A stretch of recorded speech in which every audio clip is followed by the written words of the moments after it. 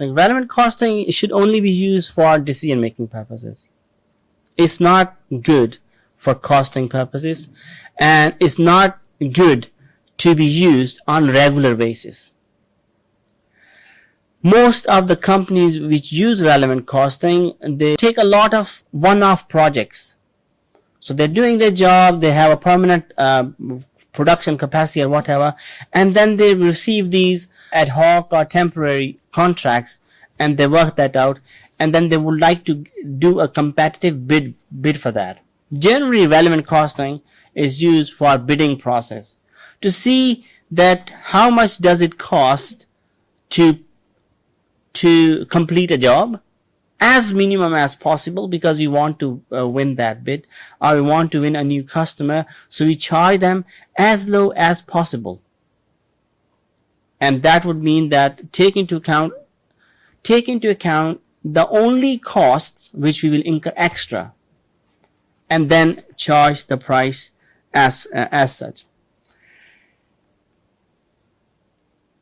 The problem with that is that, for example, fixed cost. You get a contract and you have to do the bid. You say, oh, fixed cost, I'm going to pay that anytime anyway. Even if I don't do this job, I would still be paying my fixed cost. And then you don't add fixed cost into the bid price. The problem is, if you do a lot of these one-off jobs and you still use relevant costing, then how are you going to absorb your fixed overheads? If you keep the same policy for every job, then your fixed cost would never be absorbed, because under relevant costing, fixed cost is irrelevant. So you can't really apply this to every job. So in the medium term, fixed cost will become irrelevant. If you today work out a special cost for a customer, the problem would be that that customer is going to come back and expect the same cost again, same price again, which you may not be able to do so. Hence the problem. Extracting this information can be costly. You have to investigate every aspect of the cost, and then have to discuss with the relevant people if certain cost is relevant or not relevant. So if you do this a lot, you will be spending a lot of money on investigation, which is again not a good thing.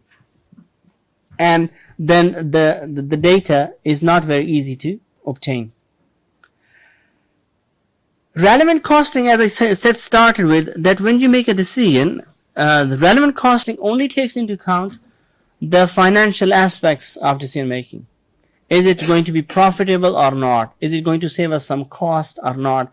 It doesn't take into account any qualitative factors. Most of the decisions are made not on the numbers, but on the basis of qualitative factors. One thing must be remembered, that most of the financial decisions which are made, they are backed by the data. They're backed by numbers. You must not make a decision without looking at numbers. But the end decision would always be a qualitative one, a subjective one, which is based on what management thinks, keeping into mind the qualitative factor, for example, Pastel analysis. If you give a good price to one customer, other customers are going to ask the same thing, which could be problematic. From here we can see that advices that don't use relevant costing all the time, only use when it's really, really needed. And again, with caution. For example, if you give a quotation to a new customer on the basis of relevant costing, you can say, oh, we can give you an introductory offer, or welcome offer of this much. And welcome offer this much means that if you come back again, we will give you a different price. And the only way to win the customer is that you give them a really good quality work, so that they come back because of the quality, not because of the price. So if they come next time and say, you charged me this much last time and you're charging me more, you can always say that was our special deal for you. But this could paranoid our customers.